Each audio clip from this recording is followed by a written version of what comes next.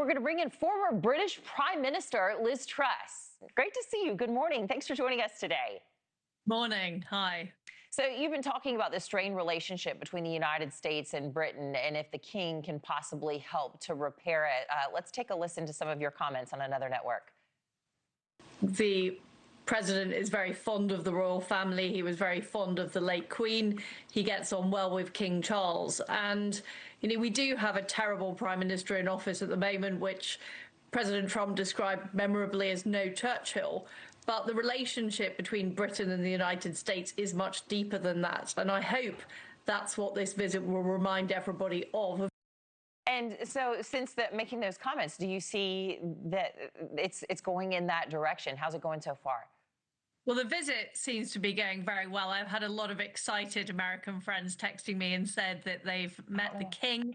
There seem to be a lot of great events happening. And it is celebrating our shared history. It's 250 years, of course, since America secured its own independence. Yes. But we still share so much in terms of our values, our belief in freedom, our belief in free speech, our belief in Western civilization. And that's what this is about celebrating. Well, I want you to take a look at this poll about how Britons see the United States right now. 68% see the United States as having a negative impact on the world. And you got to think some of that goes back to, the same thing that's driving a wedge between President Trump and Keir Starmer.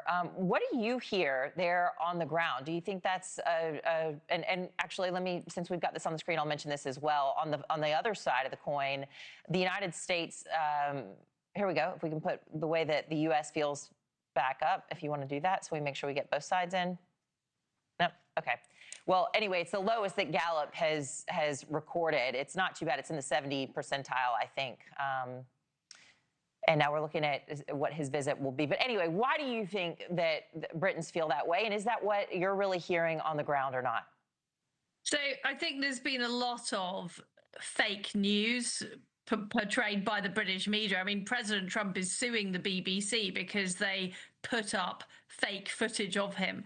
So unfortunately, we have a very left-wing media in this country that has been doing down President Trump. We've also got a government that blames every problem in Britain on President Trump, whether it's inflation, whether it's the issues with our energy supply. It all gets blamed on President Trump. And I think that is somehow wearing off on the British people. But as I've said, people in Britain do share such deep roots with America. And I believe that this opinion poll is just some kind of flash in the pan, which reflects also the current situation. Bear in mind that Keir Starmer is the least popular prime minister in British history. He's on a rating of, I think, 14%. So he's extremely unpopular as well. So the British public are feeling generally fed up about the state of the world. They want to see positive change. And I think that's reflected in what they're saying to opinion pollsters at present. And we're only going to do that, frankly, if we kick our rotten government out of office. The country has been stagnating economically. We have huge problems with our energy supply, and we have a very, very unpopular leader. But I think King Charles can bring some pizzazz back to the relationship, which is very welcome. Yeah, you talk about President Trump almost being a whipping boy for Prime Minister Keir Starmer. If we, in the control room, you can put up the special relationship on the rocks there. One of the quotes from Keir Starmer, he says, "I'm fed up with the fact that families across the country see their bills go up and down because of the actions of Putin or Trump across the world." And some of that, of course, is happening because of the wars that are raging there. This is a lie, Anna. This is a lie, because the reason energy is so expensive in Britain is we're not using the North Sea. We're not drilling for oil and gas. We're not fracking. We could be energy self-sufficient.